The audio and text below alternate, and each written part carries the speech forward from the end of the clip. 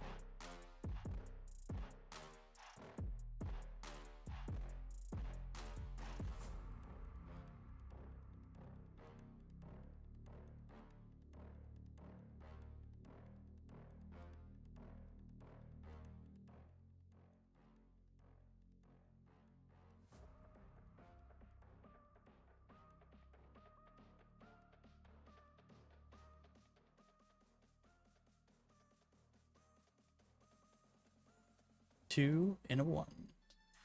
Hi guys, welcome back from our short break. This was actually a short break, okay? It was the shortest break we had today, right? And I did enjoy to have a short break, not a long, just short breaks, makes sense. Anyways, we are here to watch Nova versus Atlanta, and I'm actually very excited about this game as well, like about every games, obviously. But yeah, guys, Dave, what is your thoughts about it? Tell us. My thoughts are honestly that Nova is perhaps super overrated in the EU scene, right? Like last Tuesday, our last event day, we saw Nova and we were all like, this is going to be a quick 2-0 victory. Mm-hmm. And then they got pushed into a game 3. And who did they get pushed into game 3 by? Verdict? AxiByte. Yeah. Of all teams. Like, how washed do you have to be, Nova? Wow. I mean, come on. Yeah. I mean, I don't know. They were kind of getting the break speed off of them in that Search and Destroy, too. I think 4 rounds, and then finally we caught the mystery of Kimbo Deagle.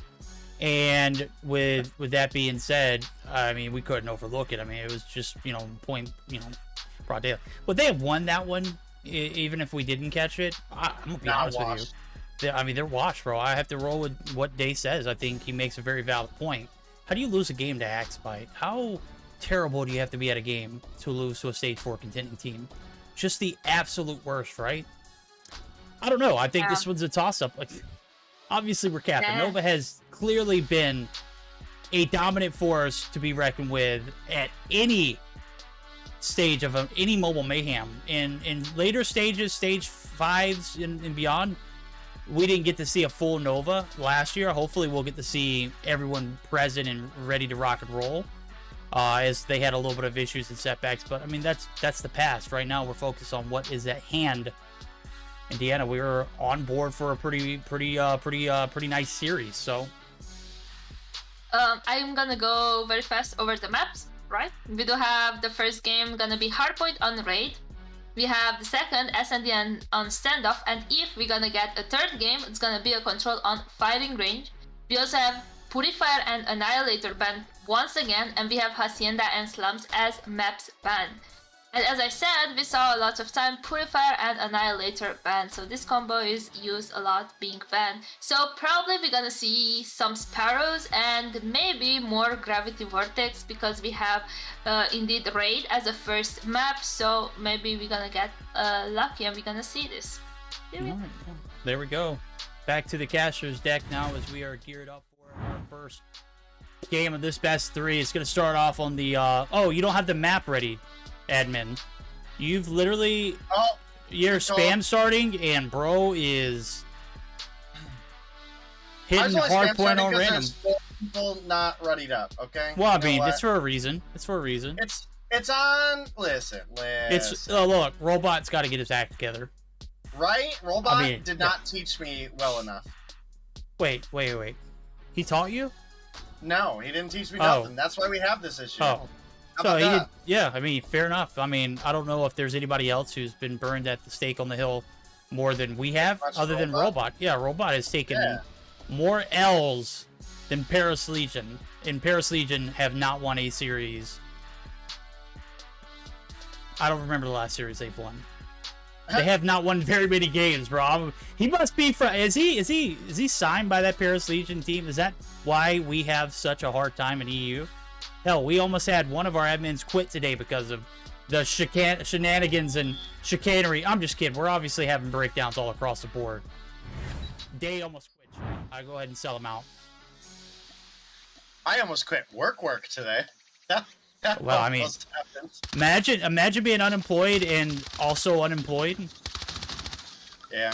Yeah, I mean, it could definitely be me at some point today after the kind of performances we've had. I mean, I'm gonna be honest with you, bro. It has been a little bit of a doozy right now. Nova, can you reel it in? Atlanta, can you put your best foot forward? You're gonna need all hands on deck again.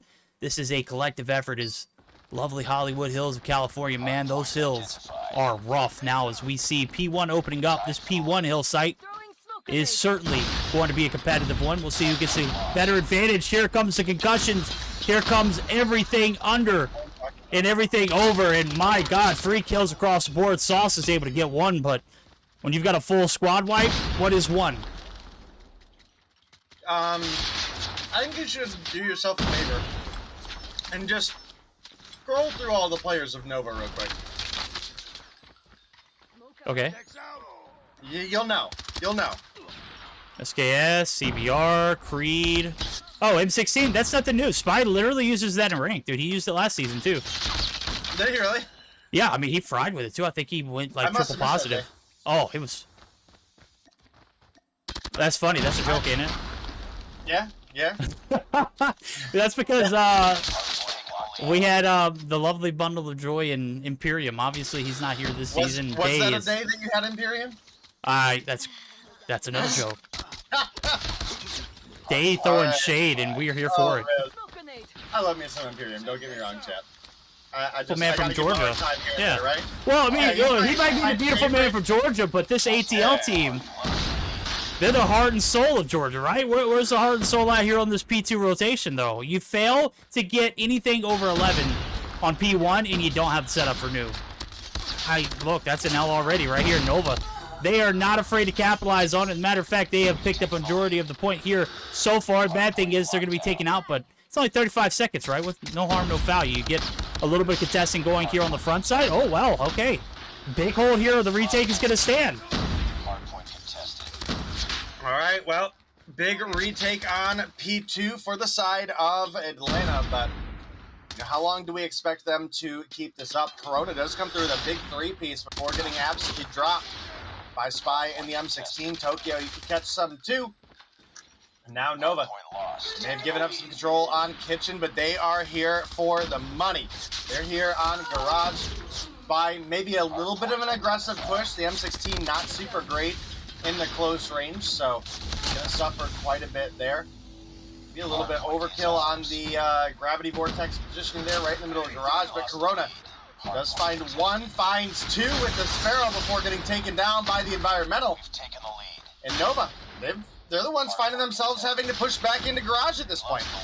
Oh, in the words of Cuba Gooding Jr., bro, show me the money. Tobin Maguire, if you've never seen it, go back and watch it. It's an absolute feat of a movie right now.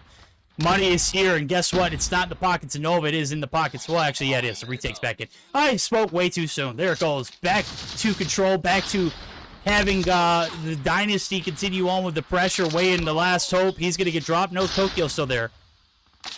Tokyo in the Hollywood Hills of California. Absolutely love it. We'll see if he can drift his way around this quarter to get to safety. Nope, it is going to be Saturn's. And he's going to find some success with the slide peek, and they are going to be able to clean out for the remainder of the still time. What I will say was, Atlanta put up a hell of a fight. And that last little bit of scrap time, not worth scrapping for. You can already see it. Corona is not ashamed. Go ahead and jump on it. Get as much as you can, because you don't know when you're going to get, some guaranteed 5-10 points at all with Nova slaying out the way they are. Tonto, jump on it. Jump on it. Oh, I'm sorry. That was not my... Copyright. Dude, who were we listening in with the other day that was like, bro, stop saying that was totally Spy. It was a Spy? It was definitely. He was the only voice of reason in that VC. Oh, absolutely. I mean, yeah. It's kind of funny because we jumped in with Animus last week, Deanna's got me saying last week, on Tuesday. And, normally Animus is business as usual. They're, on it. They're trying to just give it their all. Obviously, we got some big jokes out of Grizz there, but, Nova is typically one that we know to underestimate their opponents or not care about estimating their opponents because they know they're better. And, the comms end up usually being jokey as a result.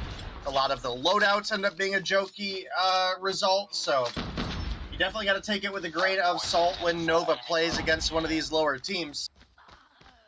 And Tokyo picking up a big kill on the Spy there. I think now is a great time, actually. As close as it is, how do you feel about going in for a listen-in with Atlanta? Yeah, let's go ahead. We're going to go ahead and dive deep into the comms of southern Georgia, middle Georgia, wherever it's at. ATL. Go ahead and queue in for the first listen-in with them. Zig, no, watch it, there's one shot the punch. One more. Nice. One kitchen side. That point, take punch. Look, pillars in Zig. Yellow Lambo. Who's that?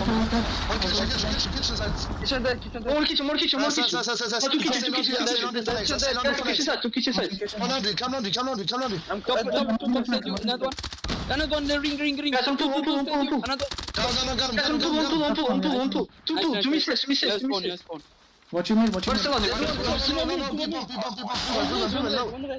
red. I spawn full side, watch out. One blue one.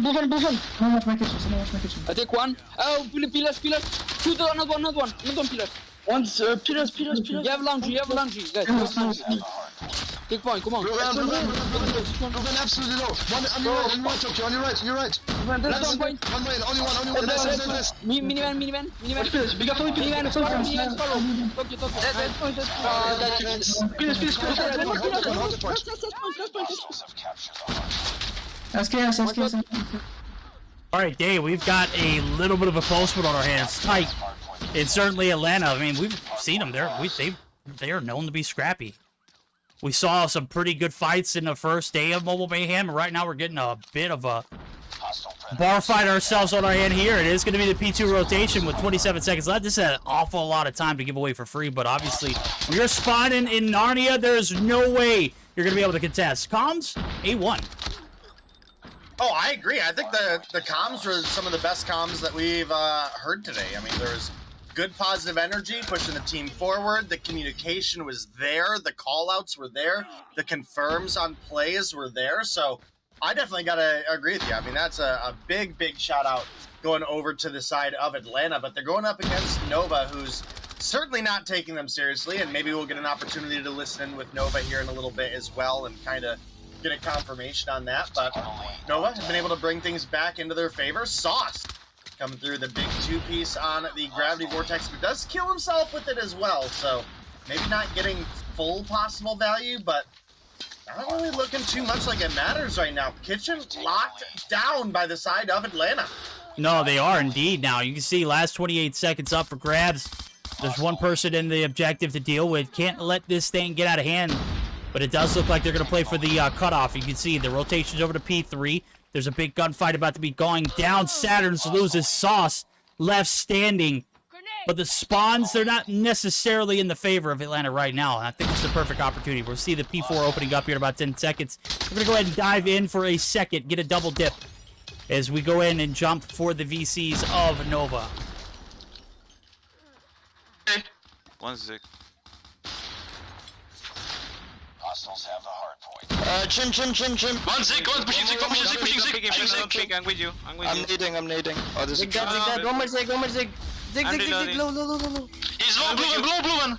Oh, peek with me. Two of them. That's secret one. Blue van. Two blue one. Mid one shot. Pero one is tan... I'm stunned, bro. Double stun. Two blue one. Nice. One dead. One more. Can you die, por favor? One gym. One blue van. Is this one gym? I'm going next. Come next. Gym. He's shocked. Blue van.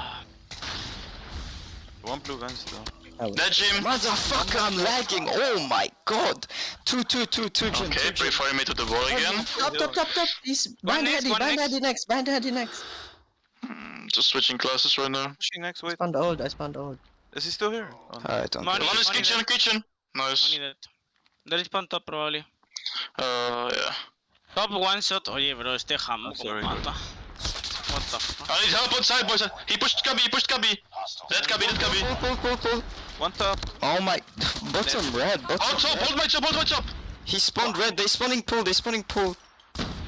Okay, P3, not necessarily the value that you anticipated. The early setup is botched. The contest, absolutely on point. Again, this scrappy Atlanta team, they are not going down without a fight right now. They're not down. They're up.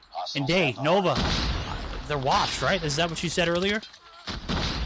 That is indeed what I said earlier. And you know what? On a serious note, I gotta give some big credit here to Atlanta. You know, I expected to jump into that call with Nova and things be jokey, not taking their opponents seriously. You know, the typical Nova comms, right? Where you've got Saturns and Inferno and Neil and Creed. You know, they're all talking crap about their opponents. That was a team that wants to win. that I have heard. That is like maybe some of the best comms that we've got out of Nova for quite a while, right? I mean, even when these guys face off against teams like Light and Animus, you know, they're 9 times out of 10 joking around in the comms, talking about, you know, how bad the other team is. We didn't get any of that. I mean, I think there was a call out from somebody, you know, oh my God, I'm lagging so bad. But I mean, I was about to say, between the seriousness and then Inferno, like, just, I mean, full tilt raging about how much he is lagging. Obviously, there's a bit of concern. Why? Because you're letting Atlanta kind of compete in a main stage against you, and right now, they're going to be able to close it out, what it looks like, and with Creed just absolutely just owning the map of this SKS. There's no way, no shot, no mummies, no dice, no pinche way they get the break on this P5 rotation. Well, Tokyo's last hope, he's going to get dropped, and ladies and gentlemen, what could have been a very close ending started to get a little out of hand after P4, and we've got ourselves a game #1 win for no other than the Washed Nova themselves. In a big, big P4 to P5 connection. Never a bit of doubt after that P4 rotation. I think everything started to be a little more stable. I think that was the most consistency we saw out of Nova this entire match. Well, I'm going to stand by my Nova washed comment. I mean, let's be real here. Nova barely scraping away that victory against Atlanta. And Atlanta is a team that got kind of smoked by Cold on Tuesday. So, you know, Cold, we talked about, you know, maybe got a little lucky for stage 4 in stage 3 for a stage 4 spot. Maybe got a little bit lucky that Illuminati was down on themselves and abandoned playing in their spot for Mobile Mayhem. And, well, I don't know. Clearly, Nova beat Atlanta. Cold beat Atlanta, but Atlanta took Nova to game 3. Cold, new best team in Europe. Didn't Nova beat Cold earlier right? in the season? It wasn't even close. We're not. This is a different. That's irrelevant. Oh, okay. Gotcha. Cold on Tuesday could have taken down the world, and there's nothing you could tell me to convince me otherwise. When Jim is on, Jim is a nightmare to play against, and that's saying a lot because usually Sav is like the big carry. No, Jim was like big boy carrying on Tuesday. Well, we're here Thursday, and in the great words of Janet Jackson, what have you done for me lately? Well, Nova, they put on a banger. They close it out. It was close at one point. They had them in the first half, but, I mean, it wasn't even close. You see the P4 rotation. It was a lockdown. P5, there was not even a bit of hope for a contest for ATL. But, again, it was still a close one going all the way up to that. So, we'll just, you know, we'll kind of hold on to that now as we're going to get geared up for it. It's going to be the Search and Destroy, as we are getting, you know, looking to see a 2-0 out of Nova, but again, it is primarily going to be on, you know, what team shows up and shows out, right? I saw in chat, Nova Viri would have, you know, closed that one out in 2-0, 250, you know, and, you know, right now, could have seen a little bit of contribution from that, but nonetheless, Inferno, I don't know what you got going on with your internet or what kind of lag you got on your device, bro, but you gotta fix that. You were literally the anchor this time. Hello? That is not what we're used to seeing out of him specifically, right? Normally Inferno's coming through off meta, doesn't matter, comes through frying, so the fact that that game was as close as it was for as long as it was is definitely a big oof moment for me. But, you know, looking at the top frag, you had 43 for Creed. You had 36 for Corona. So not that far behind there. You know, the rest of the team did fall off a little bit, but for the most part, not a ton, right? You had Wayne's only 8 behind Saturn's, and down at the bottom of things, Sauce is only 4 behind Inferno, who obviously we were talking about lagging a little bit. Legacy and Tokyo, definitely a bit further behind. You're at -10 on Tokyo. You're at -18 on Legacy. And when you're going up against Nova, I think maybe when we jumped in, if I had to guess, is about where Nova started taking it seriously. Like, okay, guys, we're behind. We need to bring this one back. And, you know, I wish we would have got a chance to listen in with them earlier as well. Like, maybe get the double dose of the listen in to confirm. But obviously not able to do that. So a little bit unfortunate, but definitely a team that I think has a ton of potential. And, you know, hopefully we'll see Atlanta continue to grow. And now that I can exit off of our, you know, ending screen here, we'll go ahead and start getting set up for next, guys. It is going to be a standoff search and destroy. And if I am correct, I think Nova will be on the defense first. That's a great question. I'm gonna be honest with you, I don't normally keep up with it, but you might be right. There it goes. The admins have spoken. The defense here for Nova. The admin. There you go. Yeah. You get what I'm saying. I have all control in this game chat. I've got the power. Ding, ding, ding, ding. Okay, I'll stop embarrassing myself. For the first time in my life, I have power. Yeah. Day with all the power. Yeah, it's too much. I'm gonna be honest with you. When you're power hungry, bro, when you're like that big of ego's what slows you down, right? I'm just kidding. We're not gonna poke there. Yeah. That's obviously a troll. Obviously. Well, I'm taking a look at the bans and everything. I know we were talking about the maps and what we were expecting here for this matchup, but we saw Atlanta ban a very, interesting map, and that was Slums. Was it solely based off of the beating they took on Tuesday from Cold? Is Cold that damn good to where they beat you? And now you've got. Yeah, I mean, Jim, obviously the best player in EU too. I mean, there's not even a question. There shouldn't even be a vote. It should just be, known, common knowledge. Right now, it's Slums that's banned from this team, and I gotta say, maybe that exposed kind of led us to this point. Well, we're gonna get a banger for game number 2 as we're gearing up for it. Rabalo coming through with a tier 2 for Wicked Code X. You and Slothy, you guys need to calm it down. If you guys, love each other so much, then maybe I should take that to the Discord DMs, right? Y'all shouldn't be flirting in public like that. I'm gonna do you a favor, and we're gonna give Code mod. He comes through and is a powerhouse mod for Mobile Mayhem North America. So yeah, go ahead. I don't know. Throw that one over. Yeah. What do you mean you don't know? You do NA too, right? I mean, I guess. I mean, typical Marshy answer. Yeah, the freak. All right, well, here we go. We're ready for it. Diving in. Search Destroy on standoff. Overtime active.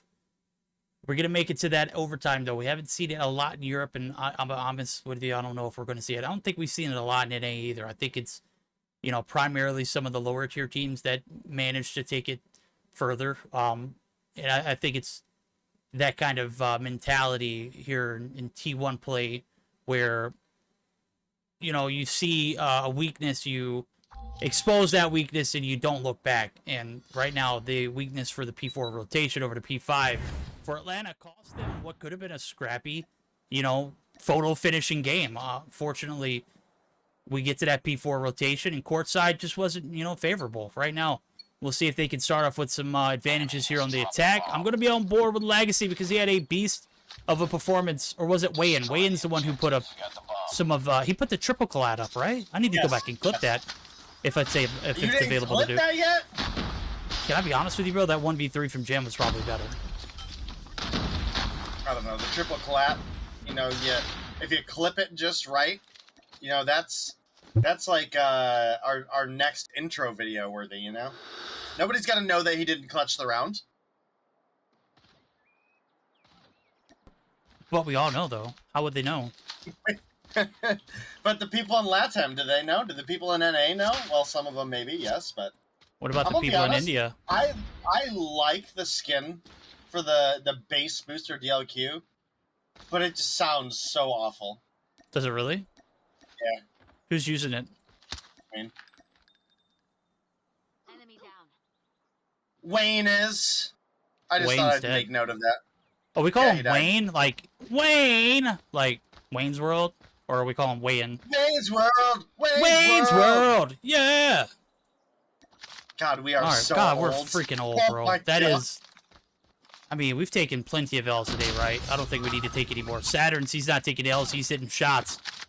He is hitting shots and dropping bots. Here it goes. Body's hitting the floor. Oh, I mean, you get the picture. I'm literally just talking out of my the side of my neck right now. Calling Atlanta bots. Oh, I call Atlanta bots. I mean, Dirty South isn't known just for its rap selection, right? Oh. Oh, my. Okay. A little bit of shake and bake there. They never stood a chance. Put them on ice. Put them away. Dropped them. Never... Oh, baby. Okay, so Saturn's picked up. It's kind of a nice looking skin, too, bro. Yeah, you see how easy he just made that look, too? That's tough. I mean, it's Saturn's. Let's be real here. And... Saturn's is certainly one of the best that Europe has to offer, and well, he came through and proved it in that round, clutching up, I think, what was a 3v1 technically. I think his opponent that he killed had just finished off his other team. You're right. So yeah, we're going to count it as a 3v1, so Saturn's, no hesitation, comes through with a big play for Nova, gets them the first round on board. And now, here's the big question for Atlanta. We saw them have a great performance in the hardpoint, or at least better than we expected out of them. Can they come through and continue to have a proving performance right now? Can they bring things in at the search and destroy, or are things going to start to slip away and have Nova just maintain control? Right now, it's a 3 versus 1. Oh, in control for Nova. They are not looking to let up the pressure at all. Yeah, definitely. I mean, you got to apply all. The wound is deep right now. You take a fat L in the hard point. It was a scrappy one, but I mean, I don't know how much more pressure was needed to exert on that P4 and P5. I don't think we've seen a flawless transition like that in a game that was neck and neck all the way to the end. Right now, it's Nova finally starting to click on all cylinders, and Spies opted to put away the M16. He's pulling out the Peacekeeper. Look for a little bit of a meta advantage right now. They're not looking to play games. They're not looking to get DQ'd. They're not looking to see a game 3. Looking to get those fat 20 points. Well, Tokyo, he's got other plans. He wants that game 3. He wants the points. He wants to get on board. First blood's in. Make it 2. Wayne's actually going to be able to take down 1. Inferno might be lagging, but he's finding success early in the search or destroy. So far, he's got 1 on board. We'll see if he can continue his reign of terror. Now, as Sauce looking to peek the angle, he's going to be able to get shots onto 1. He's going to get the kill. And now we got a 2v3, and Sauce is literally able to get away for free. Not a lot of closure there, not a lot of bodies to get the trades. Now Spy, he's a one-man wrecking crew. Oh, baby, the hip fire, the spread, the accuracy. My guy is invincible.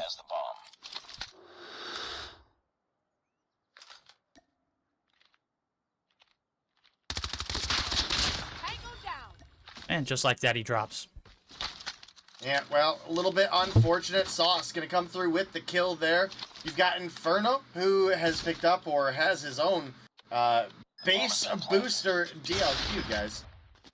Bomb plant does come through. Inferno can see the angle that it's planted on, so he gets a at least reasonable idea of where the defense can play for this.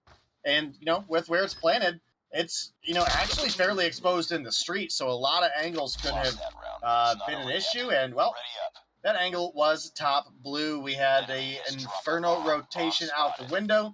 Never checked the awning. Rotates right out in front of Sauce, who clutches up for the team to get the first round on board for the side of, Atlanta. Grenade! Yep, ATL finally able to get on board with a round of their own, and got to start now. Can't allow this lead to get any bigger. You're on the attack, and obviously it's a struggle. You've made a little bit of success, though. Let's see if they can continue it on now. Legacy finds first blood. That's going to be his second on board. Inferno quickly able to retreat and get 1 for himself. That is the RUS making its debut here in Search and Destroy. And I've seen it in firing range. I've yet to see it in standoff. Now we're getting a little bit of EU's pride and passion. What made this scene just so controversial when I came in was the amount of RUSs that were used. Well, it's starting to come around. They're starting to, actually get the advantage on jumping the meta before NA does. Inferno a little slow on the SMRS. There's nobody there in Grady's courtyard. Legacy able to find 1 and does the deed and gets gone. Now Sauce here to get the trade if the push comes to shove. Right now, that's a botched concussion. Got to get that one to clear door for him, homie. I don't know what kind of shot you're trying to take, but Saturn's, he's taking shots again. Hitting shots and dropping them as he goes. We've got a 3-2 player advantage in favor of Nova. Will they be able to stop this Atlanta team from getting any kind of momentum going? All right, well, Spy locking down the head glitch on barrels. Plenty of pre-fire going through Gonna have to actually be a little bit worried. It's not often we see ammo be an issue for players in Search and Destroy, but, you know, maybe you should have brought that muni box, Stepsley. Spy needs it. 31 bullets in the mag, 61 bullets in reserve. Push it on up. Corona finds one on Saturn. Corona finds two, taking down Creed. He's got to stick the plant here. Oh, he saw him. Team deathmatch. Ring around the rosy. Here we go. Corona. Blow the Corona. Oh, big boy clutching. That was a 1v3. Homie did the thing. My guy flicked so quick on that player who was in top grannies. My guy could not retaliate. Spy tried to play to life as best as he could. He was literally prone on the outside of the blue van. Nonetheless, ringing around the rosy ends, and all the fun is out the windows. And Corona picks up his 5th in a big 1v3 clutch. Now the momentum slightly in the court. Slightly, it's heavily now. 2 players drop it almost instantly. Legacy's feeling it right now. He's got his first blood on the round. Spy, though, he's looking to maintain face and get a little bit of revenge from last round. He's got Mayhem, but again, not going to bring that round back in his favor now. We see Corona still alive and lurking. Bomb making its way through mid. Trying to get on that A site. They're trying to get a little map control. Spy looking to certainly hold it off, but from the courtyard, Tokyo, he's going to push up, and that is a dead rotation, my guy. That is not a safe way to go. All right, well, the bomb pushed on up. Corona going to go ahead and get the plant coming through. I will say something that we got to see the other day was apparently if you plant that bomb out too far, you can actually defuse it from inside of the cubby. Now, obviously that's not okay, so hopefully none of the players do use that, but, well, Creed just body shooting right now. Trick shot body shooting. Oh, okay, Creed. Let's land an actual trick shot before we're doing 360 body shooting off of the boxes. Come on now. I'm getting a ruling from the admin. I'll allow it. 360 trick shots are allowed on a dead body. You know, body shooting is body shooting. Doesn't matter how much or... I think I had someone come in chat, Tuesday and said, I'm entitled to watch quality content. I don't need to see body shots. And I was... Chat, you're not entitled to... Insert... and I 100% agree to it. You're, entitled to come in here and watch the stream. It's open for everyone, but anything after that, it's, just like that old saying, beauty's in the eye of the beholder. If you don't see beauty in what is, and that's on you right now. It is on Atlanta to perform. They pick up 3 at a feed real quick. Legacy starting to get on a little bit of a heater himself. It's a baby burner. And we'll see if that continues on. Neil is actually going to be the last player alive. 2 in the board for Wayan. And here comes the pressure for the man himself to clutch it up. Wayan, right around the corner. The pistol shot's not going to land for either. The DLQ going to be hopped back out, but slow peek. No, that's a quick one. The Nero slide, I love it. Now he's on a little bit of a chase. He's getting hunted. And you can see Wayan, he is content with holding this angle. He does not need to poke the bear. Oh, poked too much, too late. Well, that's going to be a big round coming through for the side of Atlanta. They tie things up 3-3 as we get ready to switch sides. It's now going to be Nova on the offense. Atlanta going to be taking up D. And can they make this happen? Can they be the second team this season to push Nova to a Game 3 to prove how washed this team truly is? Well, Saturn's maybe the one not washed player on the side of Nova picks up 2 in the feed. Creed getting it taken down. Saturn's finds a 3rd and barely makes it out alive. So big opportunity for Nova here. Yeah, big opportunity indeed. They got the play advantage. They also got the bomb down. One lurking in the back. That's going to be Inferno, the SKS, Metric, or Meteor. Meteoric? How do you say that? Meteoric? Meteoric? That's mediocre. 4-3 lead. Washed or not, Nova, they take the advantage. Yet again, another nail-biting game here for the champs. Your stage 3 champions at that. So Atlanta coming up with, again, scrappy hardpoint game, scrappier search and destroy than we saw on Tuesday, and This is literally a team that got bested by Cold Esports, best team in all of EU, in a 7-0 fashion. Was it 7-0 or was it 7-2? It doesn't matter. I don't think so. They got destroyed, bro. They got wrecked. All right, well, Inferno picks up a big kill on Wayne to finish off the round. And that's a 5-3 lead for the side of Nova now. Obviously, Nova been one of the most consistent teams in Europe. All the jokes is absolute cap, of course. Nova are they expected to win 2-0 in this matchup? And they've only got to find 2 more rounds, so I think Nova have a real opportunity to close this out in the next couple. Legacy gonna find first blood, but Neil answers back, 1-for-1 trade. A wallbang attempt by Creed. Tokyo gonna get pushed from the other side. Saturn's with a brilliant rotation, but Corona gonna take him down from behind. Now the shot's coming through. A nasty head glitch that Creed ego chows does pay the price. It's now a 2 versus 2. Bomb is in the hands of Spy, and he could be looking for an A-side plant here. Oh, ego chow, you gonna die. Corona, he is certainly filling the shots now as he's put up quite a bit of a scrap against this Nova team who, I mean, they've got control of the game. They got the bomb planted. They got 40 seconds on the clock, and they're going to be sitting on match point. But, again, this is 3 rounds that Atlanta have put their best foot forward and kind of taken Nova to a little bit of trying to, you know, make that sweat happen. Right now, the sweat is severely dripping for them. Nova hardly breaking one. Neil holding down the bottom. This is where it gets sweaty. I mean, look, you got the push up. The shot going to land. The follow-up. Your teammates there. Spy adding support. Sauce the last hope. He's going to try to hop the bomb, homie. That ain't happening, bro. I mean, the attempt is valiant. We'll give it to you, but, I mean, that's going to be Spy picking it up. That was probably not the play. Get ready for the next round. All right, well, Wayne, you might need to call Garth because you need some help, buddy. Got a 6-3 advantage in favor of the side of Nova. You know, Verdict, do you think anybody here is old enough for that reference? Not at all. Maybe Grimity. Grimity is definitely... Grimity? But I doubt... Grimity saw the okay, shenanigans in chat, and he was like, yeah, I'm out, dude. I didn't sign up for this today.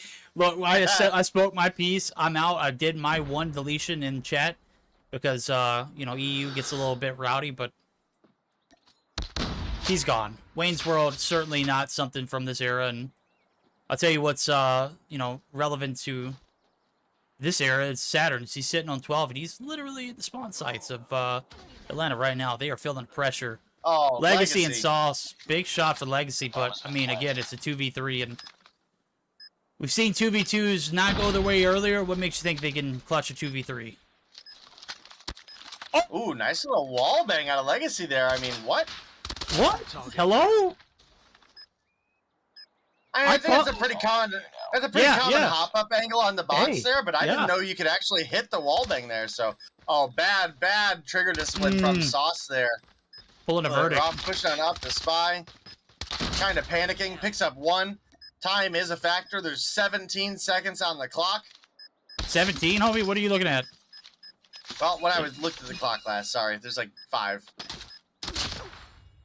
Neil gonna clean him up. Nice work. Get ready for And the next round. We're sorry to Wayne Campbell, but it just wasn't your day. Nova gonna come through and take the side of Atlanta down.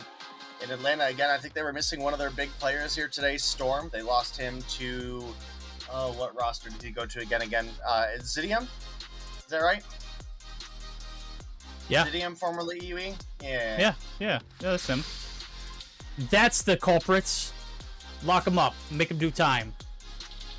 Put them behind bars. Never open it back up. I don't know what I'm talking about. I'm done with this series. Nova, they play with their food a little bit, but they get the job done. Nonetheless, they step up when they were needed and expected to in the hard point to close it out. And just like that, the Search and Destroy 7-3 win for them. 20 points on board for the Goon Squad. Nova Esports continuing their dominance here in EU. Might have taken a little bit of a hiccup in Tuesday's matchup, and, you know, all is forgiven now. Tuesday is long past us. That was like last week, right? Those games don't even matter anymore. Chat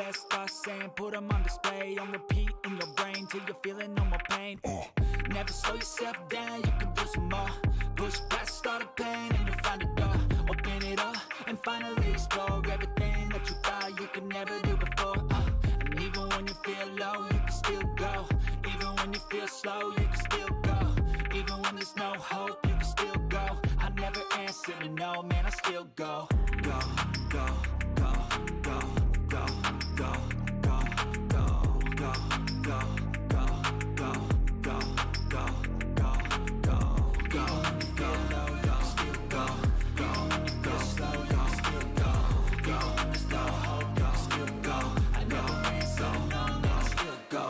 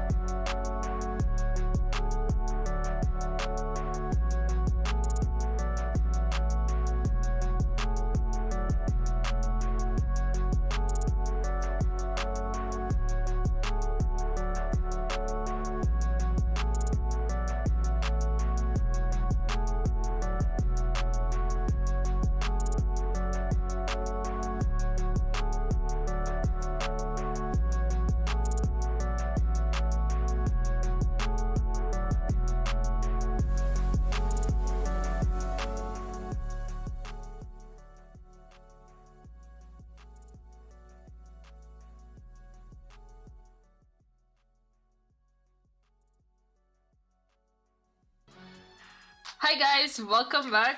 We did have a short break and we had time to have a word from our sponsor, and hopefully you had time to vibe in the chat, because the chat actually was quite fun to watch. Either ways, we are at the last matchup of tonight. We have AxiByte against Prometheus. Now, I was very excited about this one too, because both teams had some additional roster changes these couple of days, right? We talked about it at the beginning.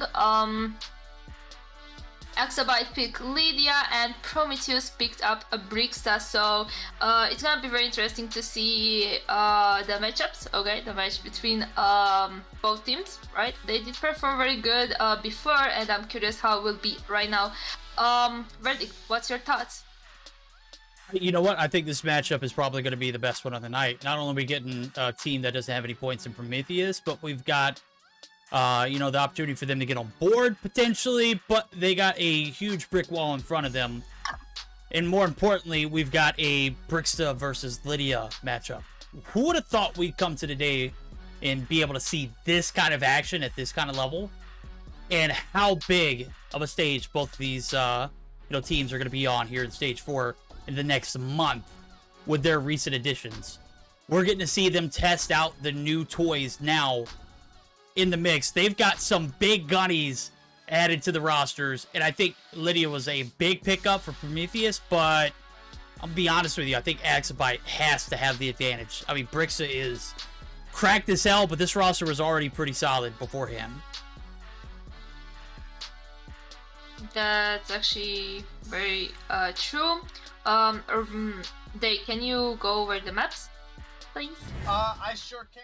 First thing, we're going to start off with a hard point on Standoff, with Prometheus being on the red side. Game 2, we'll be looking at Search and Destroy on Raid. And for Game 3, we'll be looking at a Control Takeoff. So definitely a interesting map pool that we have here. Control Takeoff is one that when I got to pass/host with Zim and Bolu during the NA Dream Team last week, I mean, they were both right on board that playing the offense on Control is just so miserable. So we'll see what develops as we get on into that match. Does look like all of our players are readied up for our hardpoint on Standoff, so we're going to go ahead and hit that start button. Yeah, bam. Got all the power here today. All the power. My guys, we are not waiting. We're jumping right into the action as we're going to be sparring it out here in this hardpoint on Standoff. Let me go ahead and get that page up. I tried to put our face cams up for a little bit, but kind of dropped the ball nonetheless. You're taking a look at two high-caliber players getting picked up off that Illuminati roster. I think Lydia and Brixta are just absolute demons. But I will say, I think Brixta wins the profile picture win. Right? I mean, the anime girl, OP. Taylor Swift, I don't know. Maybe it's memeing. Maybe it's trolling. Maybe she just likes Taylor Swift. I think that's an L, and I think Brixta thinks that too. Finds a nasty three-piece in the feed, and we are sparring it out here. It is a scrappy P1, and Courtyard is certainly going to be a graveyard by the end of it. It is filled with bodies of both teams, but majority of the victims of Brixta and whoever gets in her path. Well, 4 kills deep is definitely good for Brixta right now. Obviously, Lydia, another one of those female talents in the COD-M scene that I think a lot of people underestimate. So a little bit rough, but right now we do have the advantage in favor of Prometheus. Right there with you. Right? Yeah, I'm backwards. Prometheus picks up Brixta. Okay. There we go. You guys get what I'm saying. We got a little bit of that. I started looking at bass it, backwards, okay? Bass backwards. Yeah, you guys get the picture. Right. Prometheus, good start off into this game. Obviously, again, they don't have a easy opponent here tonight. They've got an AxiByte on the table. He picked up Lydia, and now that we got that promptly sorted out. Oh my god, bro. Definitely look at the scoreboard here. Brixta picks up a 3 in the feed. I saw, oh my god, Brixta's actually got 12. She's on 12, bro, with full streak, this bro. Girl is coming through with a vengeance. She's a big mad that her team got disqualified from stage 3, and she wants to earn herself a spot back. Yeah, she's taking it out on the lobby, man. I feel bad for anybody. You know, I go back to that comment you made about trying to find the clips for Girls Mobile Mayhem, and it was predominantly just Brixa in every single one of those clips. Obviously, you didn't submit all Brixa's work, but my girl's got a big rep to fill, and right now she is feeding the monster. 15 on 4 deaths. She is literally frying, and she has not really been matched right now. I mean, as a matter of fact, Lydia's right there up top with 10. She's starting to slowly close the gap and going to get the advantage right there. The big gun, he's coming out. The slide peek not going to fare well, and she bids farewell to Brixa as well as her death right there. Lydia picking up 12. And right now we got a scrappy P3 as well. Man, this is, I mean, I don't know. I don't think we've seen a single matchup of this caliber today, and I am so glad we got a treat on our hands right here. I don't know if it's even necessarily as far as to say we haven't had a matchup of this caliber as much as it has been kind of that excitement factor, right? We're so used to seeing Lydia and Brixa play together that seeing them face off head-to-head is definitely a sight to see. Right now, it's pretty much those two and Mari fighting for the top frag of the lobby. We got 16 on Brixa, 14 on Lydia, 13 on Mari. Zed, is homie pulling out the AS Val again? I checked it earlier. He's got the CBR. Maybe he should have pulled out the AS Val. I mean, obviously he's trying to look for something low range. Yeah, I mean, it's tough, dude. It's brutal. I mean, you're in a lobby full of killers, and right now the killers are making their money easy. They are paid contractors right now. My guys and gals are absolutely frying. Right, it is a 8-point deficit for the side of Prometheus right now as they are looking for the advantage. Oh, that's a tough one. Melk gonna pull out the Sparrow right there and is gonna absolutely bite the dust. Nonetheless, the break is going to be held off. There is a multiple push in. It is going to be Prometheus with the upper hand. They're gonna be able to keep the lead, and they are rock and rolling. P4 very so far, but it is far from over. 30 seconds left. A little bit of a push here, and here comes the hit. It is going to be Lydia leading the pack, but she's going to get shut down. Denisio trying to make the back entrance, and they are being picked apart right now. The break is not going to come through. The hold for Melk is not going to sustain. It is going to be, again, Prometheus taking the lead and running away with it. All right, well, Prometheus, they've got themselves a 40-point lead right now, and they're certainly looking to extend it, and you know, these are both stage 4 qualifying teams, right? Yeah, very much so. All right, so this is a real possibility of a little bit of a pre-series warm-up for you guys of a match that could break out in that stage 4 competition. Obviously, looking at the talents of these teams, I think it goes back to largely Lydia making her name on the XOXO roster. If I remember correctly, I think Neil put in like the mad work business on Sunday, but Lydia came through on the Saturday performance and carried that XOXO team to a win. I'm sorry, I gotta cut you off, dude. I just watched Gracie get a 5-piece with 2 shots from the Grab Vortex until ultimately he just put one right in front of himself. He tried to put it in top grady and just fell victim to what I would probably do every time I used it. That's the third time he's killed himself this game. Yeah, look, I got a whole feed of him doing it twice in the same game last season. I'm sorry, but that's gold. I had to call it out. I don't think I could have let that one slide. I mean, it was a piece to a feed. He got a full 5, right? You got 2 popped. You've got 5 in the feed, then sure enough, the 6 is yourself. That's a tough way to go. Well, 6 kills with 2 shots of a Gravity Vortex is certainly still pretty solid. Probably would have liked to get a little bit better of a 3rd shot off, but you know what? Can't win them all, and it's a little bit rough, but, you know, it is what it is. And, you know, I did want to ask you, though, you know, obviously I was going back saying that Lydia, you know, really made her name for herself on the XOXO roster. Yep. Where would you say Brixa really made her first name for herself? You think it's Angels? On Angels, you don't even think BK Rog? No, I don't think she was quite the talent that she is now. I think that she performed very well then, but I don't think it was as recognized as it is now. Now she steps in the lobby and we respect is putting on her name, I mean, quicker than anything else. Right now, she's kind of slowed down. She's kind of simmered down a little bit. Still sitting right close to a 2 KD, 25 and 14, but Lobby's starting to catch up. Matter of fact, Lydia's caught up. She's sitting at 27. Granted, she's died a few more times. It has been a blender of a game for both now as we've gotten into the deep end of it. We got a P3 bound, and we hadn't even gotten a chance to do listening, so we're going to go ahead and buckle up. We're going to go ahead and jump in. With the advantage in the court here of AxiByte, we're going to go ahead and give them a chance to sound off. They got the P3 advantage. They got the points to show for it. Can they hold off the push? We'll have to find out as we jump into the VCs of AxiByte.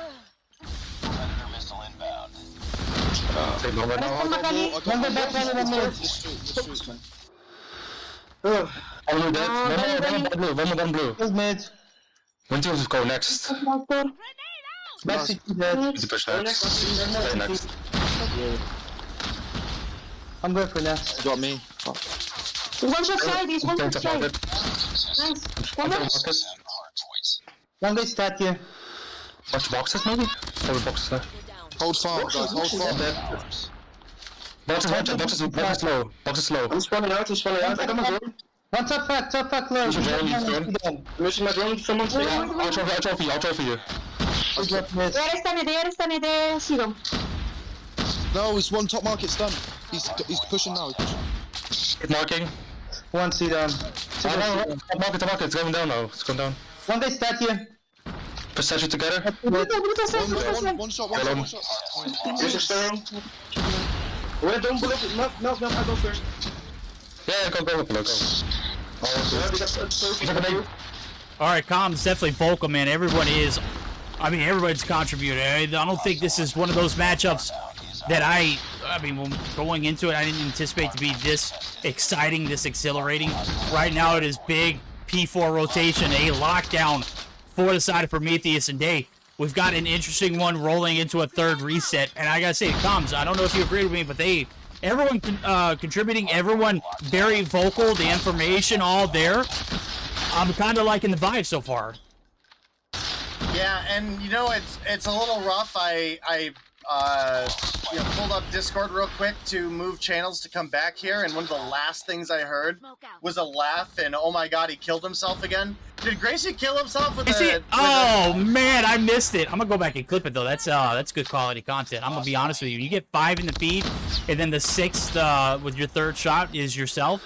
I don't think you can outperform that. I mean, I don't know where content comes from in competitive, but I feel like that is some of the best laughs and memes I have seen. The Grav Vortex has offered us a great tool for operator use, but also a great way to express ourselves when we're just down and out. I mean, what better way to go out than taking 5 with you, right?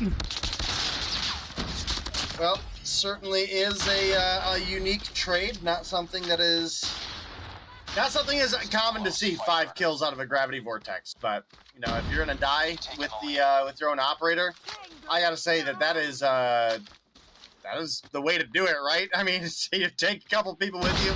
If you can take the whole team with you, oh, bro. Squad wipe, bro. Yeah, definitely some big plays there, and this is turning out to be such a close game.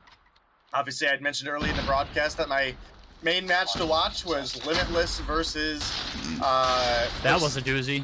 Light. Yeah. That one didn't happen.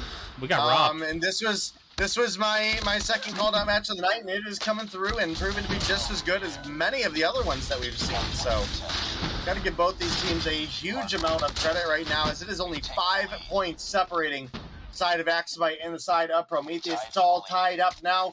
There's time on this P2 for AxiByte to make the comeback happen. The real question is, can they do it? We have a Gravity Vortex available for Brixta.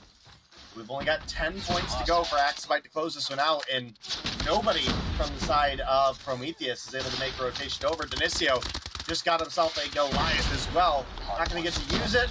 Oh, that's 250 to 230 win does come through for Team AxiByte. Woo, baby! Guns blazing. We going out in a fire. Homie, P2 factory site. Man, I've never seen so much work be put in. I've never seen so many sparrows, so many concussions. I'm kidding. Obviously, the concussions have been just so damn annoying recently. Just too many. Take them out of the game at this cost. But you don't like tactician? You know what? Yeah, sure. I'll just roll with it. Look, it's what the game's evolved into, and obviously the players have adapted well. I tell you who else adapted. That is Lydia. She is top frag in the lobby here for the MVP slot on your winning team. And ladies and gentlemen, AxiByte finding a lot of value on that break in P2. They close the shop down. They run everyone out of the mix. Brixton might have been on a burner off the rip, but she was slowly put to a nerve towards the end. You can see she ended up being +8 still. And that is something to be proud of, but there's nothing to be proud of about a loss. 250 to 230. Valiant effort for both teams, but AxiByte show up and show out. Denisio right there with the 35, 44 on the hill. Your money winner for the objective. That's going to be the primary bread maker. That's 1 minute and 44 for Apollo. Can't let those efforts go unnoticed. On the flip side of things, you got the Greasy Gracie, the slippery little snake he is, getting that 5 feet and then ultimately taking himself out. 2 minutes and 2 on the hill with a 37 and 31. He literally came down to that break in P2 where AxiByte were able to get the better end of the stick, but that was a swing map and a very spicy one down to the wire. All right, well, our next map is going to be Raid, Search, and Destroy with teams not flipped. Fantastic. So we've got Deanna's favorite map coming up here. We'll go ahead and get that work done so we can get into it. We do apologize. We're a little bit slower today, chat. We are down some admins. Verdict's running the stream, so I'm running kind of the stuff in the background, and I am not good at it. So we're in shambles, bro. Yeah. I mean, it's been chalked. How is Rollbot gonna quit and not train his replacement before he leaves? Where was the 2-week notice? Yeah, I mean, there's no accountability there. I mean, you just can't. You can't unless you inspect what you expect. There's no way that you can truly take time off. All right, I think he's gonna have to learn that the hard way. He's used to doing it, one man, just him. Working everything, brains behind the operation. That's why we get a lot of L's. That's why we always have some kind of messed up. That's why, for the majority of it, EU is almost always chalked. I'm obviously captain. He does a great job, but come on, Ronan. If you want to be able to enjoy yourself, make sure you've got us able to enjoy while we have suffered without you. We have to suffer with you, but come on, do your job, Robot. You need help. I'm kidding. Obviously, we're giving him a hard time. He's got time off. Nonetheless, we had the treasure box. Obviously, we're training his replacement today. So. Yeah, we're doing his work, you son of a gun. Defend the objective. All right, I meant Nims. Oh, yeah. Oh, that's what I'm saying. We're doing his work, what he should have done. Yeah. Yeah. That darn bot. Yeah, that Canadian shotgunner. How toxic. Oh, I was talking about roll. Oh, yeah. Well, that guy, too. He's pretty awful. What's not pretty awful is the gameplay. 20 seconds in, we got 1-for-1s. Mari's drop, Paulo's drop. Bricks to the Lone Wolf here with the DL cube making the trip through the pole bar site. Gonna go ahead and get some trophy target practice, and that's gonna alert the troops. They got 2 on A, 1 holding the sniper perch. Well, it's a diversion. Lydia is now full, though. Is gonna be able to find 1 peacekeeper in hand. And that's 2 on board for her this round alone now, as we see Zed and Mari drop. Bricks to taking shots. She's gonna get dropped. Denisio able to round the corner. He is going to be able to find Greasy Gracie himself, and now it's all on Airy. CBR in hand, not a hope in the world, but the bomb in his hand. We'll see how it pans out now with 50 seconds left on the clock. He's got the bomb, so that's the only thing I would say he's got going for him, but he rounds the corner, and my guy fat-fingered that one. I don't know how you didn't see Melk with the doof tube. That is a toxic combination. All right, well, Melk definitely been a player known to use shotguns, and, well, a map like Raid absolutely can capitalize on them. However, I will say if you're going to run an R9 on this map, you need to pick up a secondary ASAP, right? We see a lot of snipers who stick with their Deagle or stick with their Renetti, and sure, we can sit there and say, well, I'd like to see them pick up a CBR. Maybe that's not what they're comfortable with. Maybe they're tectonic, and they're going to come through in a mobile Mayhem game and use only the Deagle and go 2.5 times positive. Yeah, fun fact, if you missed that, you should go back and watch that verdict. It's pretty funny. He dropped 30. He dropped 30 on the stream that I did, a tournament that I did on Monday with just the Eagle. With just the Eagle, bro. He had a Goliath, cluster strike, all the above. Yeah. He had like a 12 feed with the deagle. It was disgusting. Shouldn't even allow it. He should be banned from competitive play. That kind of talent shouldn't be lurking around when using a deagle and being able to wipe full squads like that. I mean, no one wants to watch that, right? Wrong. Wrong. Everyone wants to watch that. I want to watch that. Oh, Milk. Shutting down the A push. Gracie's the last one alive. Again, it is a 1v3. Greasy Gracie. My guy, greasy as hell. I don't know if he's going to be able to get and squeak out of this one, though. I think he's about to get converged. Apollo's going to get first shots, but Denicio going to get the kill, and that is going to be it for the round. 2 rounds in a row. They have been shut down. Prometheus, they are still pointless. On Mobile Mayhem, they are still pointless in this search and destroy. And the fact that they could not close out the hard point, they are in a bit of a bind here. They need to turn this game around. I need to turn this game around. A win here in the search and destroy alone would get them at least 5 points on board with an opportunity to get all the way up to 15. Now, Mare is going to open up with a kill onto Lydia. Definitely a strong pick. And you know what's a little bit sad? Rehan always comes in and tells me to spectate the best girl COD mobile player. And he is never here when Lydia or Brixa are playing. Now, here they are. They're playing against each other. And guess who is still not here? Rehan. What a bot. I mean, what do you expect, man? Dude literally changed his name to Denominator at one point. He clearly doesn't know how to make good decisions in his life right now. Wow. Wow. You see how smoothly I was able to say that and get away? Oh, my God. Brutal. Nonetheless, it's Denicio on his own. He's got 4 players left to deal with. With the bomb down, 10 seconds, no shot in hell. Greasy. Gracie. Gracie. He's going to be able to find the shots, and there we go. Bomb spotted. First round in favor of Team Prometheus, and you've got to make a comeback happen. It's no better way to start it than that dominant round. Yo, that was kind of savage sadistic. I don't know if you saw what happened in your chat just now, Verdict, but what happened? You gifted out a sub, and well, he said I look good. Sadistic. Oh, yeah. Said who wants the sub? Literally had the message pre-typed, waited for somebody to say me, and instantly hit him with the okay, go sub them. Yeah, savage. Oh my goodness. What? I mean, that's kind of behavior we kind of promote around here. Hey, look, we'll allow it. Miz from the top, sniper perch. Bomb's been planted, though. 30 seconds left on the clock. Does find one. Know, Zed has not used the S-Val since the day you fried him. Good. It's exactly where it needs, where it belongs. In the trash. Well, yeah. Bomb plant only has about 12 seconds left on it. Mare gonna be able to finish things out. Takes down Denicio, and that is gonna be a big round for the side of Prometheus, tying things up 2-2. We've got 2 more rounds of the offense for them.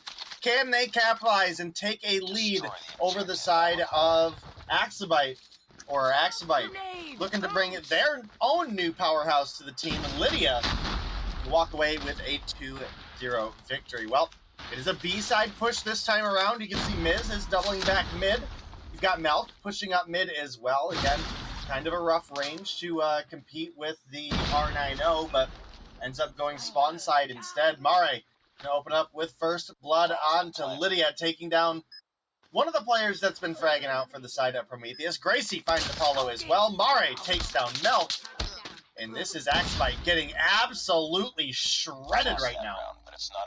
Absolutely shredded, but again, this is a very much so needed game for Prometheus. They are absolutely scoreless in the standings. I mean, look, I'm not asking you to put 20 points on board off the rip. You made some roster changes. You've got to adjust, okay? Well, this is a very, very talented roster. You can't overlook how well they have played for a majority of that Stage 3 and our Stage 4 qualifying team. No gimmicks, no ifs, ands, or buts, no asterisks about it. They qualified. Right now, they are not looking their top. They've got time to develop that Stage 4 talent beforehand. They only got a month. So the fact that they were able to pick up bricks does they pick up 3 on the defense, or on the attack. Now they get to switch the sides on the defense. I think that this roster stands a chance to possibly be one of those Stage 4 sleeper teams with the right amount of practice. Interesting. Texan Warzone? Interesting. No, okay. Oh, crazy. From the post-mortem, bro. Martyrdom, bro. No. Hey, yo. Get him out of here, chat. Maybe having a little bit too much fun with it, but Miz now pushing up into the heaven hop up here. Does find at least one player. Knows he's going to be on that head glitch, and now 30 seconds to go. All tied up, 3-3. The sides have switched. Apollo, nice shot. Going to take down Amare for one. Gets a hit marker on Zed. Can't follow it up. Miz couldn't land one bullet onto Zed there. Not at all. That's tough, dude. That's probably the one that's going to haunt you, but Zed, AS Val is not going to win that one. So AS Val's not his hand. Certainly the CBR would have definitely been the gun of choice. Certainly good positioning for Miz, though. 200 IQ play. I thought he was going to sell that one. Couldn't get one shot up top. Fortunately enough, he gets the reposition. The God tier read. 200 IQ play. I mean, it didn't take much. Just a few shots from that heady. Certainly he's going to get a free one there. Minute. Now as the we see the shift of momentum, the shift after the sides flip. First round success here for AxiByte. We've got a 2-1-2 split. Love the enthusiasm. I love the read. They're trying to play for the most information. What better do it than to spread out and conquer? Well, right now, the only conquering that's coming through is Apollo. He's going to find the first blood. And the information for the side of AxiByte is going to lead to potential B push. Now, as you can see the focus, they're starting to push a little bit more pressure on mid. Aries right here to open the doors to some good shots if anybody comes through that site. Now, Kitchen's held down. And look at it. How are they all the way up in the column site and there's nobody there to, hold off the push? That is a big drop ball right there. It's all up to you now. Yeah, you're absolutely right. Even if it's not a full team hold there, you've got to have someone who at least is going to cover that information for the team. And it did not feel like we had anybody there for that for the side of Prometheus. So that's something that they're going to have to work on as this game continues to roll on. Otherwise, they're going to allow their opponents to get just too far ahead of them. Things are going to start to fall apart. AxiByte, I don't think, is a team that many teams in Europe can sleep on and close out against. So we'll see as that continues to roll on. If, maybe Prometheus, they make the comeback, they push us into control, or if the 2-0 closeout comes, it's honestly some big trades coming through for the side of Prometheus here, but playing time more than well enough. Gracie is going to get dropped. Dinicio and Miz. Excellent execution on the plays there. And that is only 2 rounds to go now for the side of AxiByte to possibly close us out in 2-0 fashion. All right, well, here it is. Big round E. The defense has been anything but flawless. I mean, I've seen too many struggles so far. 2 rounds in a row we've gone, and the attack has just picked the defense apart. Right now, first blood's going to come in. Gracie dealt with immediately. That is a big threat and a big concern off the plates. Bricksta might be AFK. I'm sorry. I did not mean to expose that. There it goes. Mari looking to play and body block that free kill for anybody who comes through thinking that they can just absolutely wreck. Well, we'll see if the preservation of life is important now. The bomb's down. And with only 2 players left, make that 1 player left. Make that 0. A flawless round for the attack. And AxiByte looking way better than they did in the hardpoint. Bar the fact they won it. Looking for that smooth 2-0, and they're going to continue to deprive this Prometheus team from actually collecting a point. And there it goes. Bricks AFK for long enough. She gets kicked. That is, that's tough. Yikes. Well, gotta say I wonder what happened there. Either way, players are responsible for their own connection or being available at the time of play. So it's just something that we're going to have to deal with on the side of Prometheus right now. And, at least it looked like it was a connection issue and not a rage quit. So, we've got that going. And, despite all of that, we do have the advantage now, actually in favor of Prometheus once again now. That's just this round. It's a 4 versus 1. We got to deal with Apollo. Very, very doable for them, but I think the reality that we're going to have to look forward to is how long are they going to be able to keep up in a 4 versus 5 search and destroy that they were already behind in to start things off? So. Well, I mean, work's being put in, and Apollo able to find 2, and that is certainly a doable situation. The bad thing is bomb's down, and the side of Prometheus are perfectly content with guarding its surroundings. So Apollo going to be red. Whoa, what? The gunfight not there. Area's going to get dropped. Zed now on a 1v1. This is do or die. 6-3 lead. Map point, you had a 4v1, and it's down to 1 player. Apollo, my God. We got the bomb. Absolutely putting on a clinic right here. He's going to try and get this bomb hopped. And Zed, come on, bro. You can hit it. You can do it. Oh, don't need to push it. He doesn't have time on his hands. Thank God you followed it up. Big clutch. That was almost a bag sold. I don't know how. 3 players just drop instantly. Apollo, you almost clutched that, bro. I'll commend you for that one. Oh my God. I mean, honestly, if Prometheus lose that round, I'm starting to reach out and ask who paid them off. Who is like, nah, come in and you got to throw this one. But, either way, they do find a round. They continue to keep this one reasonably close right now. It's 6-4 despite the disadvantage, so you got to give them absolutely credit for the energy they're bringing to the table.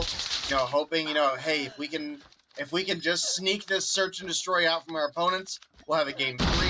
Maybe we'll get an opportunity to get Brixta back in the mix when her internet connection is solved. And it's a 3v3. Zed, Jire, Gracie up against Lydia, Denicio, and Melk. Melk gets taken down. It's now a 2 versus 2. Denicio finds Zed. Now Gracie. Got 15 seconds to work with, bud. You got to find a couple kills. That's tough. I don't think there's time. Oh, boy. That is so down bad, catastrophically. Couldn't get the finish there on Denicio. So focused, tunnel vision just takes over. And that is a very, very hard way to go out. A very solid hardpoint start in a very lackluster search and destroy performance. Granted, yeah, we did see Brixta disconnect. Maybe she didn't have the best internet connection to start off with. And, and we'll never know what could have been if it was a fresh connection. And if it was, it's just not the case. The case is it's a 5v4 at the end. The performance, though, it looked better after that. And I'm not knocking anybody in particular, but, I mean, got to commend the 4 that were left standing. They put their best foot forward. Obviously, it just wasn't enough. Big win, though, for AxiByte. They're going to earn those 20 points. And Denominate, we made it. Today is, it's been a hell of a start. We capped it off with some pretty banger matchups. And I think this one, if it had gone the distance, would have had potential to be one of the best series of all of Mobile Mayhem this season so far. But, stage or the bar might not be set too high. Granted, we haven't seen very much action as of, but we've had our fair shares of ups and downs so far. I don't know where I was going with that thought. Yeah. I definitely got to agree with you there. And, I think I'm here to fill you in on where you were going with that thought. That thought is bringing Deanna back onto the desk to chat with us about that last game. I'm right on board that I think that had potential to be one of the best matches. I was mentioning early on that I was excited for that one. So, Deanna, what about you? Were you expecting a round 3 between those 2 teams? Yes, indeed, but definitely this was my favorite matchup this week. Okay, is this week? Tuesday and Thursday, okay. Is this week, this was the best, it was my favorite matchup, okay. Even if it was a 2-0, right, the hardpoint was amazing, very close, and I actually I was like amazed watching it, right. Both Brixta and Lydia put up a very good performance, and it was just amazing to watch them going against each other. And then the S&D game, sadly, Brixta disconnected. I think she said because of her Wi-Fi. I was reading the chat, so that was sad. Maybe could have been a closer one, or maybe could have lead to a 3rd game. But yeah, it was amazing. I really did. I think it was the best game today, in my opinion. We did had some upsies, right? Yeah, some whoopsie-poopsies. With our games today, but this was definitely one of the best, and I can't wait to see these new rosters playing the next week. No, absolutely. And if you didn't get a chance to catch all the action. Go ahead and throw the results up of the day so that we can, all be on the same page. 2-0 win for Light. They get the easy 5v4 search and destroy, and the DQ from Hardpoint didn't really put them in, in any position to sweat. 2-0 win for Xitium, EUE formerly known as, and that was a hell of a Hardpoint, but the search and destroy again, I2K, I don't know what happened. Like, just not the same performances we've seen from that team in the past. And I think Day hit it on the head when he said, without Daytel, they're going to struggle. That's a role they have yet to fill. We'll see how that one progresses, as that team has a lot of potential, but again, a role that needs to be filled. Daytel has some big shoes to fill. So Nova Esports 2-0 over Atlanta, AxiByte 2-0 over Prometheus in a banger of a 2-game spread. Wish it would have got 3. Unfortunately, we didn't. So I don't know if you all have the standings. I can run through that as well too while we got the time. Yeah, go ahead and run through it. Yeah, 55 on board for the Watch Nova Esports team themselves. Obviously, Animus don't get a chance to compete today. They have the bye. They're sitting still at that second place comfortably with 40 points, as well as Xitium. 35 for Light, 25 for AxiByte, 20 for Cold, and 15 for Atlanta. Limitless and I2K, they're going to sit comfortably with 5 at the bottom, but Prometheus still scoreless after 3 days of competitive play. They're going to be able to try to get on board next week, hopefully. I mean, set small goals, maybe 5 to 15 points, settle for what you can get. I think I'd have to take a look at the schedule, see if that's even a possibility. But Deanna, again, hell of a day. Hell of a day. Oh yes, indeed, guys. If you just joined the stream or you did not have time to actually watch the stream, you can go over Vertix's YouTube channel. He gonna upload the video as soon as he can. Or if you are a sub here, you can actually watch it on a Trovo. But again, it was a very, very good day. I did like it, especially the last game. This was the best. I want to say, in my opinion, it was the best this week that we had. I can't wait to see them compete next week. And yeah, guys, don't forget, every Tuesday and Thursday we're gonna be here. I'm gonna be here, your host. We're gonna have this my best Rivertown buddies with me casting, right? So it will be awesome. I can't wait. And don't forget, we will have every broadcast treasure boxes with Mobile Gaming Corp's merch, okay, with finger tips, right? So you can check them out and you can actually try to win. And if you don't be sad, there's a code, so you can actually use a comment in the chat and you're gonna have a 10% discount. Either ways, Dave, do you want to add something? Tonight, 8 p.m. Eastern time. Be there, be square. Yeah. That's right. Mobile Mayhem NA going to be hosted on Denominate's channel. He's going to be joined by one of the worst casters of all time, and that'll be myself. So if you enjoyed the casting from today, of course it was a little bit of a crap show at first, but I mean, it's a shootout here in EU, right? It's literally rolling the dice anytime we step and go live, right? So I mean, if you enjoyed the blender of action we were able to provide then, be sure to tune in tonight on Denominate's channel. Go ahead and I'll give you a shout out before we go. But follow Denominate if you're not already. If you don't follow Day already, you're losing out. Follow Deanna as well. She streams live Trovo on daily. If she's not casting, if she's not hosting, she is wearing bots out, making them call hackers so they can come to her chat, and it's forcing, the viewers to go up. So make sure you jump on the hype train that is Deanna. So I think I got everything out. I mean, anything else need to be said? I think I left Day speechless. I think he's ready for a nap. Go ahead, let me go. I'll tuck you in, homie. All right, I'll kiss the homie goodnight before we go live at 8. That's it. We'll catch you live on Tuesday. We'll catch you live tonight for the NA broadcast. We'll see you then.